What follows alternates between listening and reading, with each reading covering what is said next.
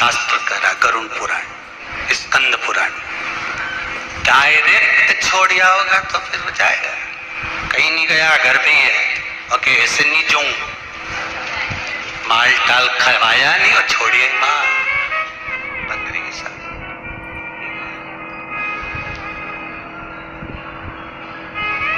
ऐसा बहुत झंझट है साहब, ढेर सारा लोग झंझट में पड़ा हुआ है बहुत। कोई के सराध में गया जी करके आ जाओ, के बाद बामन के भोजन ही मत कराओ, सीधी छुट्टी। हम तो छोड़ आया, हम तो छोड़ के आया।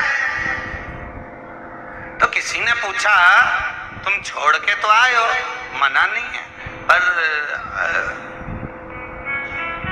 जब 16 श्राद्ध आता है, 16 दिन हमारे पितरों को मृत्यु लोक में भेजा जाता है, तो छोड़ आए।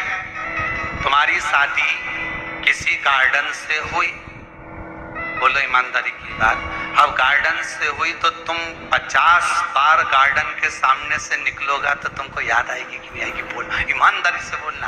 मेरी शादी धर्मशाला से हुई थी, भले वो धर्मशाला की जगह पे दूसरी कॉलोनी बन गई, भले वो धर्मशाला की जगह पे दूसरा कुछ बन गया, भले वो गार्डन की जगह दूसरी चीज बन गई, पर याद तो है नहीं तुम्हें कि यही आफत आई थी हमारे? ध्यान में तो है कि इसी गार्डन में मेरी शादी हुई थी, यही धर्मशाला, इसी धर्मशाला में मेरा ब्याह हुआ था। ध्यान में है कि नहीं? जितनी बार निकलोगे तुम्हें वो धर्मशाला याद आएगी, जितनी बार निकलोगे तुम्हें वो गार्डन याद आएगा, जितनी बार निकलोगे तुम्हें वो नजर आएगा कि यहाँ मेरा विवाह हुआ था, यहाँ मेरी शादी हुई थी। उसी तरह हमारे पूर्वज हैं, हमारे पितृ हैं, जब जब 16 श्राद्ध में मृत्यु लोक पर पितृलोक से आते हैं, सबसे पहले तुम्हारे ही घर पर जाते हैं, आस लगाकर, विश्वास लगाकर, तुम्हारे ही दरवाजे पर जाकर कुछ मांगने का प्रयास करते हैं, कुछ पाने का प्रयास करते हैं तुम्हारे दरवाजे। ये फर्ज आपका है, ये फर्ज आपका है कि आप उनको दे रहे हो ना दे रहे हो। ब्राह्मण भोज तो कराना चाहिए, गौ माता को रोटी का दान तो देना चाहिए। शिव महापुराण की कथा यहां तक कहती है, समुद्र मंथन के समय पर देवता राक्षसों ने मिलकर जब मंथन किया, सुमेरु पर्वत को लेकर शेषनाग की रेती बनाकर जब मंथन करना प्रारंभ करा, मंथन करना जब प्रारंभ करते हैं, उस समय पर सबसे पहले अगर कुछ निकली है तो गौ माता निकली। क्या निकली है? गौ माता। कारण, गाय को निकालने का कारण केवल इतना था कि गाय का जो दूध निकलेगा, मंथन में जो विष निकलेगा, उस विष को जो पिएगा उसका कंठ जलेगा, उस कंठ की जलन को गाय का जो दूध है वो जलन को रोक सकता।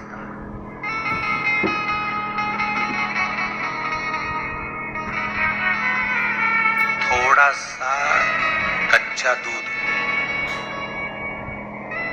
कच्चा दूध मतलब तपाया ना हो, आवाज बढ़ा रिटर्न, थोड़ा सा कच्चा दूध,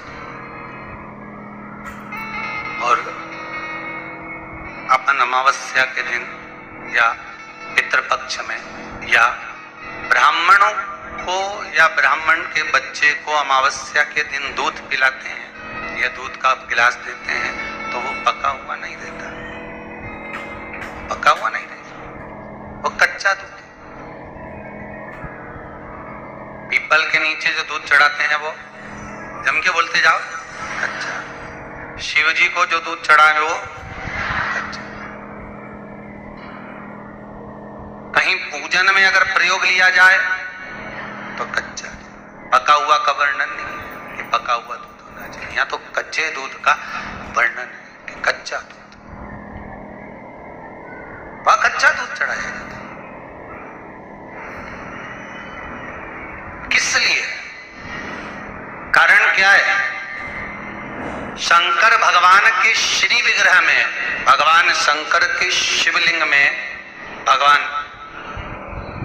शिव के शिवलिंग के भीतर सारे लोक, चाहे वो वैकुंठ लोक हो, चाहे वो मृत्यु लोक हो, चाहे वो पितृलोक हो, सब उस शिवलिंग के भीतर विराजमान है महाराज। शिवलिंग के भीतर विराजमान है महाराज, शिवलिंग के भीतर सारे के